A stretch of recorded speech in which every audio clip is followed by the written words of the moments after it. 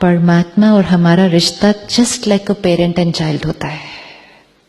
आप अपने बच्चे को राय दे सकते हैं, है ना, एडवाइस देते हैं। आप अपने बच्चे को अनकंडीशनल प्यार देते हैं। आप अपने बच्चे को हर स्टेप पे सपोर्ट करते हैं, लेकिन बच्चे का कर्म आप नहीं कर सकते हैं, राइट? और बच्चे की डेस्टिनी में जो आएगा वो भी फेस किसको करना होगा? बच्चे को। जब उसकी डेस्टिनी में कुछ आएगा और उसको फेस करना होगा, उसको फेस करने की एडवाइस भी आप दे सकते हैं, फेस करने के लिए सपोर्ट भी आप कर सकते हैं, लेकिन फेस किसको करना है?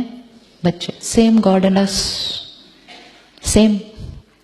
भगवान हमें सही कर्म करने का ज्ञान देता है, अनकंडीशनल प्यार देता है, सही कर्म करने की शक्ति भी देता है, लेकिन कर्म किसको करना है?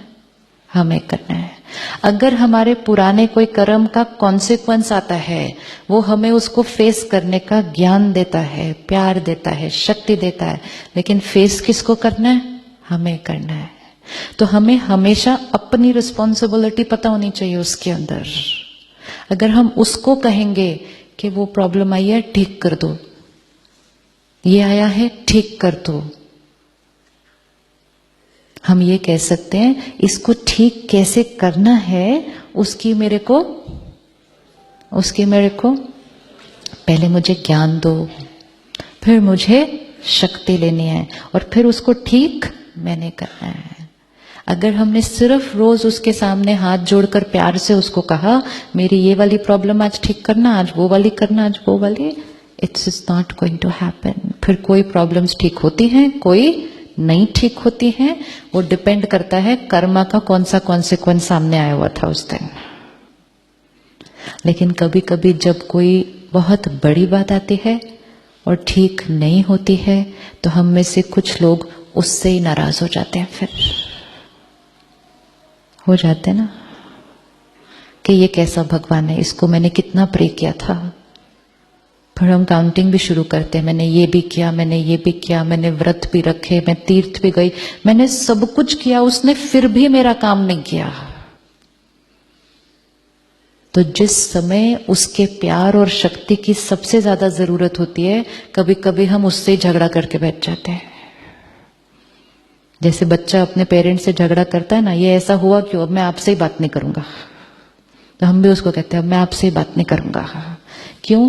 क्योंकि बिलीफ सिस्टम ही क्लियर नहीं था। हमने सोचा जो किया उसने किया, and only because of this one belief system हम एक्चुअली परमात्मा से थोड़ा सा डरते हैं, क्योंकि हमें लगता है पता नहीं कब क्या हो जाएगा हमारी डेस्टिनी के अंदर। और कहीं ना कहीं हमारे अंदर फियर डाला भी गया है, डाला जाता है फियर। आप ऐसा करेंगे आपकी कुल देवी कुल देवता नाराज हो जाएंगे, बोला जाता है ना ऐसा। आपने कभी सुनी है लाइन, कुल देवी कुल देवता नाराज हो जाएंगे? किस किसने लाइन सुनी है ये कि नाराज हो जाएंगे? आपने ऊपर से नहीं कभी पूछा कि देवी देवता नाराज कैसे हो सकते हैं? पूछना नहीं चाहिए था कि देवी देवता होके भी अगर नाराज हो रहे हैं तो फिर हमारे में और उनमें फर्क क्या है फिर? और फिर हमें उनको कहना चाहिए इतने नाराज तो हम भी नहीं होते जितने वो होते हुए दिखा रहे हो आप। अभी पिछले हफ्ते गणेश चतुर्थी हुई ना, तो क्या हम सुनते आए हैं बचपन से कि शंकर जी आए तपस्या करके 10 साल के बाद, और वो छोटे पे बच्चे ने कहा अंदर नहीं जाना, तो इनको इतना गुस्सा आ गया उसका ही सर काट दिया। ऐसा तो हम भी नहीं कभी करेंगे किसी को।